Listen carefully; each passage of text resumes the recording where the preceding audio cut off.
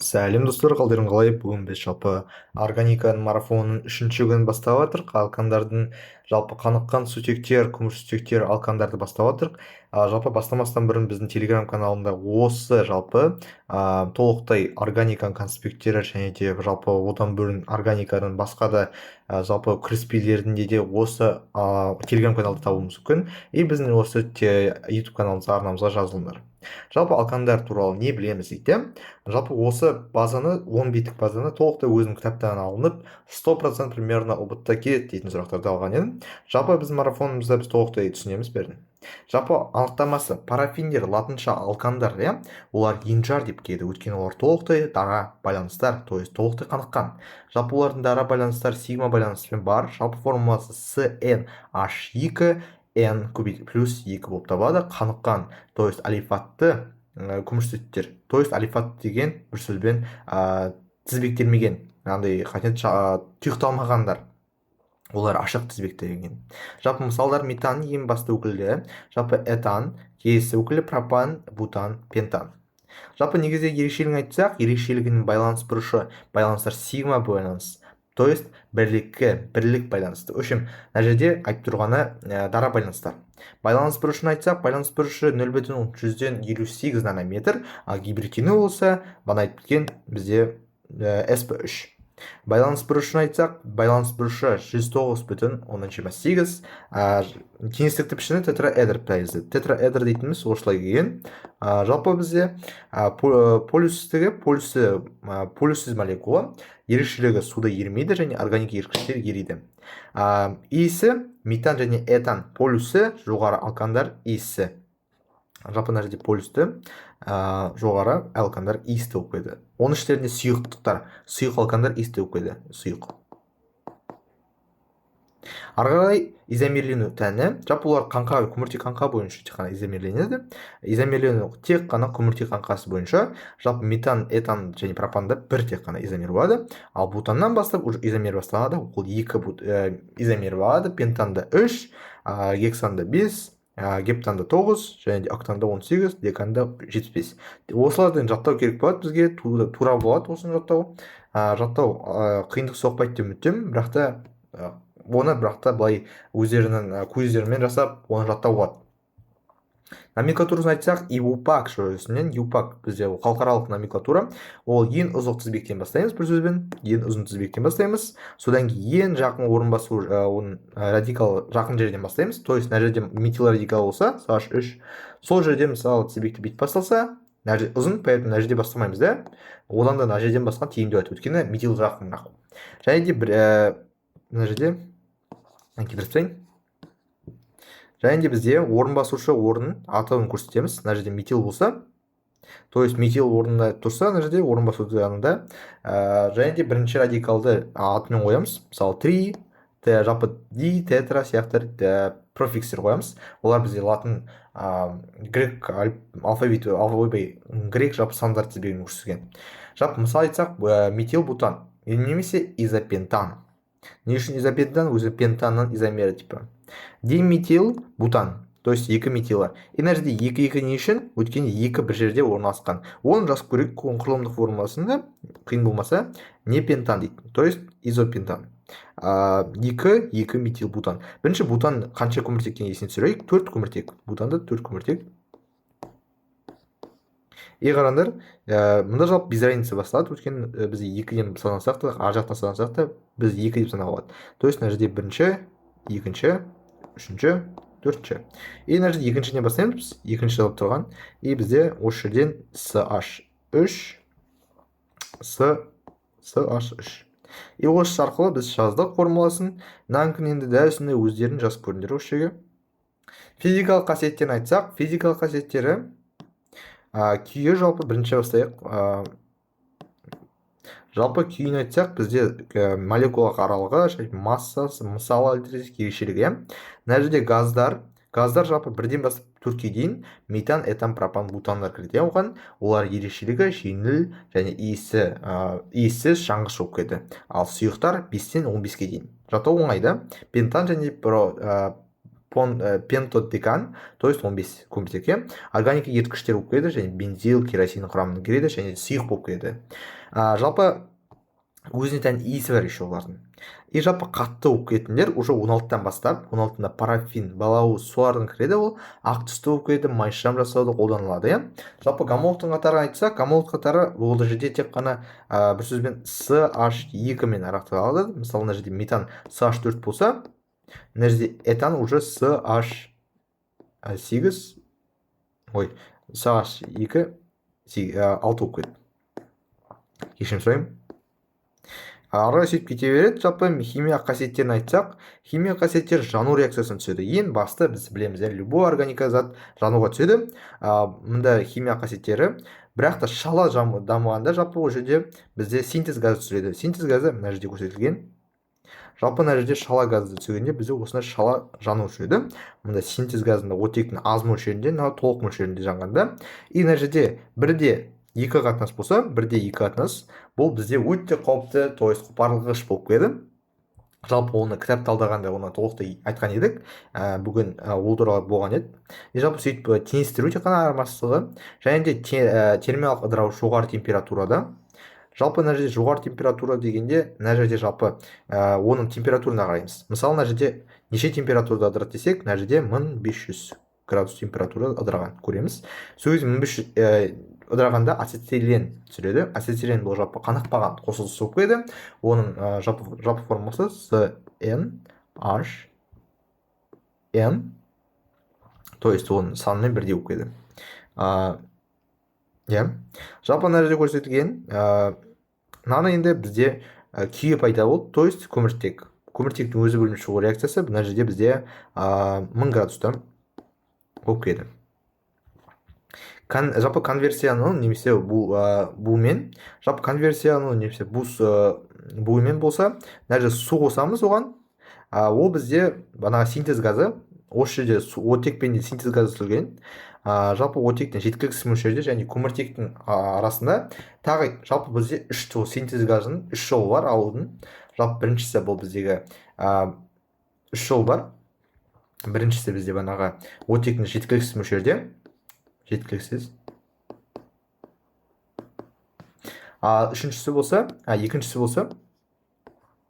Екіншісі бағанағы су қосқанда H2O синтез газы түсіріледі. Ал үшінші болса бізде көмірқышқыл газын қоссақ, то есть көміртек 4 валент оксидінен. Келесі галогендену немесе орын басу жарық қатынасында, галогендену реакциясы жалпы орын басу реакциясы деп келеді бізде. Орын басу реакциясы және жарық әсерінен, то есть H2O әсерінен. Ол жалпы галогендену орын басу реакциясы болып келеді механизм бойынша. Мұндағы реакцияда оны түсініп алу үшін хлор бір сутек атоммен алады, ал басқа сутек атом оған береді. Арасында жалпы сол сутек алмасып кетеді, орын басады да, и ол бізде жалпы механизм өте түсінікті деп ойлаймын. Сол кезде H хлор мен бізде бағанағы хлор, мына жерде атын айтсақ, бізде хлор метан. Өте оңай. Ал мұнда хлор уже CH2 хлор болса, хлор 2 болса, уже дихлор. Ал уже 3 болса, трихлор. Трихлор, иә. И оның екінші аты хлороформ. То есть, тривиал дата, иә. Форм. Хлороформ. Жалпы хлороформ бұрын кездерде ол жалпы тұншықтыр, медицинада қолданған, бір сөзбен ұйықтату үшін адамдарды. Келесі Коновалов реакциясы нитрлеу. Коновалов реакциясы өте жиі келеді бізде. Коновалов реакциясы нитрлеу реакциясы. Бір сөзбен HNO3 қосылады. Бұл жерде жалпы органикада бізде HNO3 бүйтіп жазады. Оны HOH плюс NO2 деп жазады. Өйткені ыңғайлы. Жалпы бізде мұнда бутан пропан қосылған, пропан. Пропан алады да, осы жерде реакция түседі, HNO3 пен бағанағы осы оттекпен әрекет етеді, мына жердегі бір сутек, сол кезде су түсіреді как раз. Бұның екінші аты, кстати, нитрлеу, нитропропан. Жалпы нитрлеу реакциясы, нитрлеу, Коновалов реакциясын. Жалпы мына жерде сутектің орнына просто NO3, NO2 кіре салады. Изомерлену реакциясын айтсақ, изомерлену жалпы өзі изомерлену тек қана екеуі дым өзгермейді мында, просто изомердің орнына қояды. Мына жерде тек қана катализаторын білуіміз керекпіз. Катализатор алюминий хлориді. Мына жерде катализатор алюминий хлориді мысалы айтсақ CH. Допустим, бір пропанды алайық, бутанды алайық давайте. Бутан CH4 H10 білеміз, иә? Оны тамызда катализаторның қатысында банағы алюминий хлор 3-тің қатысында жүрсек, мына жерде алюминий хлоридінің қатысында жүргенде бізде уже изобутан түзіледі. Мына жерде бізде бүйтеміз, и осы жерде CH3. То есть мына жерде изобутан немесе бізде 2 метил пропан. Ароматтау немесе бізде осы реформинг әдісі, ароматтау реформинг әдісі бізде CH2, ароматтау реформинг бізде C6H14 алады, бізде осы ароматтаймыз реформинг әдісі арқылы, ол жерде бізде бутан түзіледі. Бутан түзіледі и сутек ашылады. Оның жалпы бізде хром және алюминий катализатор болады. Мына жерде бізде осы жалпы 8 жолы бар. И жалпы бізде тағы крекинг дейтін бар. Крекинг тоже оны жақтап жүрейік. Крекинг симметриялық, несимметриялық деп бөлінеді. Крекинг бұл үлкен жоғары алкандарды. Мына жерде крекинг жазып қойын. Қосымша. Жалпы крекингті екіге бөлеміз банағыдай, жоғары алканды. Давайте, допустим, алканды жоғары алканды тыңдалып от. Давайте С нешелі ақ. С 18 көбейледі 2 плюс 2. Бізде 38 өт. Осы тезде жазып тауғат осындай формуларды. Арғай оны крекинг дейміз, температура қатысында. Оның температура қатысында крекинг дегенде бізде симметриялық жүреді тәнірде, өткен 2-ке бөлінеді. 18 2-ке бөлінгенде бізде 9 шығады. То есть 9, мына жерде 9-дікін H бізде 9 көбейтіледі 2-ке плюс 20 өт мына жерде. 20 сутегі и плюс мына жерде уже мына жерде этен алынады, алкен алынады. То есть мына жерде өнімдеріне алкан плюс алкен алады. Осыны жатап жүрейік. Мына жерде уже дәсінде 9 болады. 9 и мына жерде H18. Өткенін қанықпаған. Мына жерде қарасақ, нонан. И мына жерде нонен. Алынады.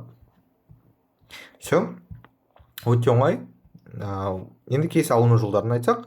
Алыну жолдарын айтсақ, гидрлеу реакциясы. Гидрлегенде бізде мына жерде сутек қосамыз. Ол жалпы бізде катализатор платина және де алюминий қатысында. Жалпы тұройы. Жалпы тұр бәрі. Сықы етіп. Мына жерде жалпы мына жерде ацетилен. Жоқ, этиленді сутек қосады. Сутек арқасында ол жерде платина және катализатор никель қатысында жүреді. Осы жерде солай жүреді.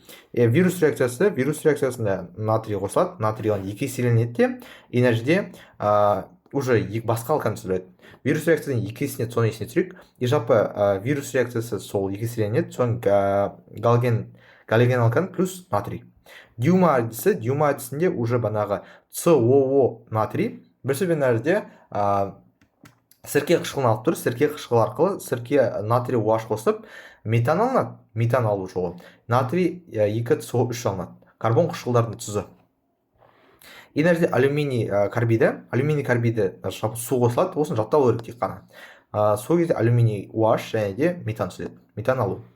Крекинг жолы, жалпы крекинг жолын айтсақ, крекинг жолы өте бана айтып кеткен 18 затты осылай бөліп шығады. Бана 8 затты. Бұл мұнайдың өңдеу өнімдері. И жалпы Колби әдісі, мына жерде Колби әдісі электролизі.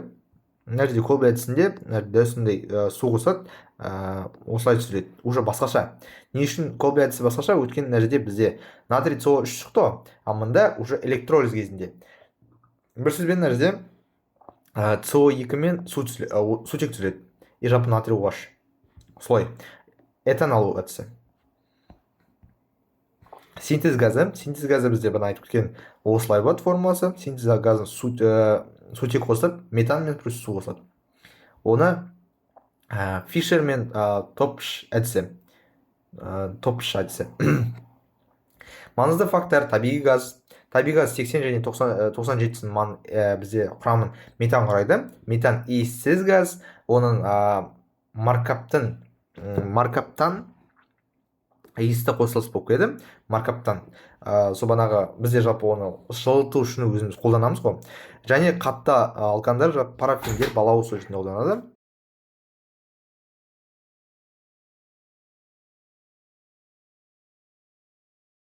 Жалпы тұрмыста газдар пропан және бутан қоспалары қосылады. Алканға тән қасиеті орын басу және айырылу, тотығу. Алкандарға тән емес қасиеттер болса қосылу реакциясы деп. Өйткені ол қаныққан. Қайталауымыз керекпіз. Осы жерде жалпы бізде алкандардың жалпы формуласы CnH2n, байланыс түрі дара байланыс, сигма байланыс. Жалпы алынып гидрлеу, вирус реакциясы, дома, крикинг, колби әдісі. Химиялық қасиеттер жану, галогендену, изомерлену. Қайтып жазып жібек, галогендену қалай жазылады? Галогендену арқылы біз жалпы оны сутек бізде хлор қосамыз, вирус реакциясында бізде олда натрий қосамыз. Дюма әдісінде бізде дюма не қосатын едік? Дюмада натрий OH. Натрий OH қосамыз. Крикингте температура әдісінен. Колби әдісі банағы нейтралдеу емес пе? Колби әдісі нейтралдеу. Колби әдісі жоқ, басқа екен. Колби әдісі бізде міне, ол басқа екен. Бізде ол натрий дәсінде қосады. Натрий арқылы бірақ сол 2 мен плюс сутек жүреді. Жалпы метан ең қарапайым өкілі болып келеді, оны білеміз. Жалпы табиғи газдың құрамында бар ол. И бізде мақсатында органика сөздерін теру үшін, бізде жалпы түсіну үшін бізде марафон жүргізіп отыр. Осындай каналда, ютубта және де телеграм каналда. Оған тіркелу ұмытпаңдар достар, өте важны. И бізде сол осы жерде осы органика түсініксіз болып жатса, мен түсініп жатқан осыған органикаға бесплатный конспекті жүргізеді. Соған кіріңдер. Органика тесттер, енді 35 тест тез орында жүрейік. Органика термиздің ғылымға енгізген қан адам Берцелиус болып кетті. Берцелиус органик қосылыстардың негізгі элементтері нәржеде көміртек болып келді. Органика элементтер қатарына жатпайтын элемент болса, нәржеде натрий. Бәрі жатады. Органика заттардың байланысты түрі жалпы нәржеде иондық емес, металдық емес, сутектік емес, ковалентті. Бейорганика заттарын салыстырмағанда органика заттар бейорганика заттарынан жоғары балқу температуралар жоқ емес, суда жақсы ериді, жоқ емес, нашар ериді және жанғыш болып келеді. Мынау электр өткізгіштер жоқ. Алкандар жалпы формуласын айтсақ, CnH2n плюс 2. Алкандардың байланыс түрі бізде дара, сигма. Алкандардың гибридтенуі жалпы sp3. Алкандардың байланыс бұрышы 109,28. Алкандардың кесіндік пішіні тетраэдр тәрізді.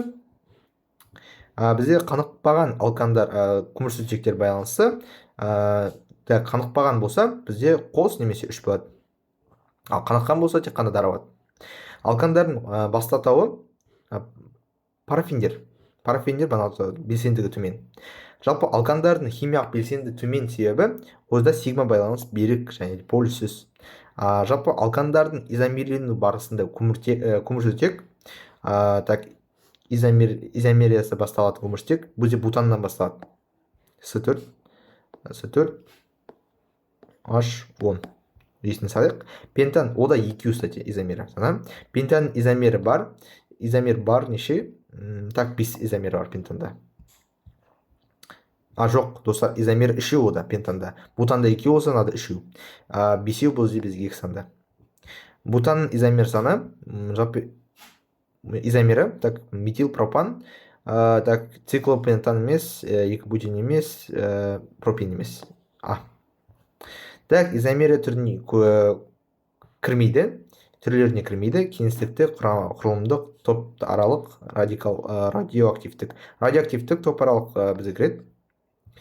алкандардың болатын байланыс бұрышы 0,54. Мына жерде уже алкен, мына жерде алкил.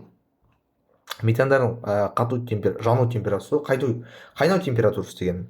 Қайнау температурасы бізде ол қайнау температурасы 161,5. Қату температурасы осы, қату. Табиғатта жалпы газдың негізгі компоненті метан болып келеді. 97 немесе бана айтып 80 біне қашан ұмытып қалдым жақсы. Метандар зертханада алу жолы бана айтып алюминий карбид арқылы, қалғандар келмейді. Жалпы вирус реакциясы кезінде түзілетін өнім, вирус реакциясында бізде алкан алынады. Вирус реакциясы. Мен осы сіздермен бірге оқыватырмын достар. Еще ұрыспаңдар. Так, вирус реакциясы. Вирус реакциясында жоқ, этан алынады екен достар, этан.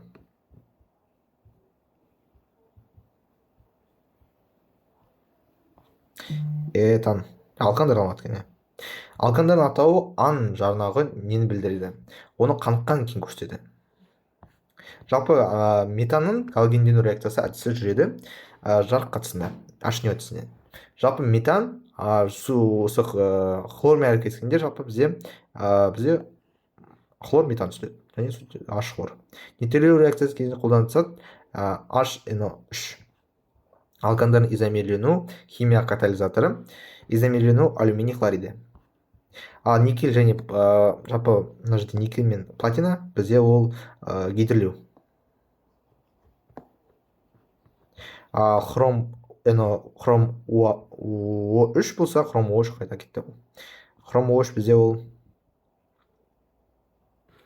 хром O3 бізде ол қайда болмады? Ұмытып қалыптым мен. Хром O3.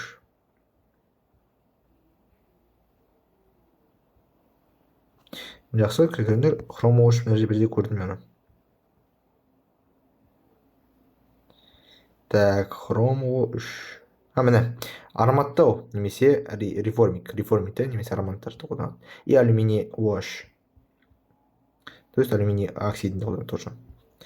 Жалпы реформ газетінде бізде ароматты көмірсутектер алынады. И мына жерде алюминий OH. Жалпы гомологтық қатары мүшелерін бір-бірімен немен ерекшеленеді. Бірдей масса, жалпы бірдей массамен емес, бірдей байланыс санымен емес, бір H2 тобымен артықшылығы болады. Алкандардың физикалық күйі молекула массасы тәуелді. Жалпы бізде кішкентай сайын қатаяды. Өскен сайын газ күйге өтеді. Өскен сайын қатаяды. Өскен сайын қатаяды. Алкандар суда еримейді себебі полюсті молекулалы, жалпы қатты күй емес, үлкен массасы емес, иондық байланыс емес. Табиғи газдар иіс болу себебі, табиғаттың иісі беру үшін қолданылады меркаптан, осы жатақ. Алканға тән емес реакция меркаптан. Так, алканға тән емес бізде қосылу реакциясы. Айырылу бар, гидрлеу арқылы дегидрлеу, орын басу, жалпы гидрлеу, галогендеу, тотығу реакциясы оттек қосу. Алкандардың жағу реакциясына қай типке жатады? Тотығу реакциясына, тотығу не тотықсыну емес. Жану реакциясы жатады. Жоқ. Экзотермиялық достар, экзотермиялық. Синтез газын құрамында заттар бізде СО2 мен сутек. Все достар, осыда 35-35 алдық. 35-35. Осы 35-35 алып, біз жалпы алкандар туралы толықтай өттік. Мына жерде қайталап жібердік, то есть органика негіздерін. Жалпы осыған қараған сіздерге пайдалы болды деп үміттемін. Толықтай жалпы алкандар туралы бізде қарауға болады, түсінуге болады. Мына жерде бізде банағы парақша арқылы, телеграм арқылы, ол жерде бәрі полезный заттар топ тұр. Осы жердегі керекті заттар, конспекттер және де басқа да видеолар, керекті заттар топ тұр. Соған кіріп ұмытпаңдар, өйткені ол жерде күн сайын марафон жүргізудемін. 30 күнге дейін созылады осы марафон. Толықтай осы 30 күн ішінде марафонында мен органиканың бәрін оқып тез қайталаймыз. Ал тез дегенде жүйелі айтайын достар, қате түсінбей қалмаңдар. Жалпы келесі аско академия биоға тіркеліңдер. Аско академия жалпы осы арқылы біз органиканың негіздерін және де принципе бәрін оқимыз. Сіздерге бәрі пайдалы білім болды деп ойлаймын. Жалпы бәріңіздеріне қайырлы білім болсын достар. Сау болыңдар.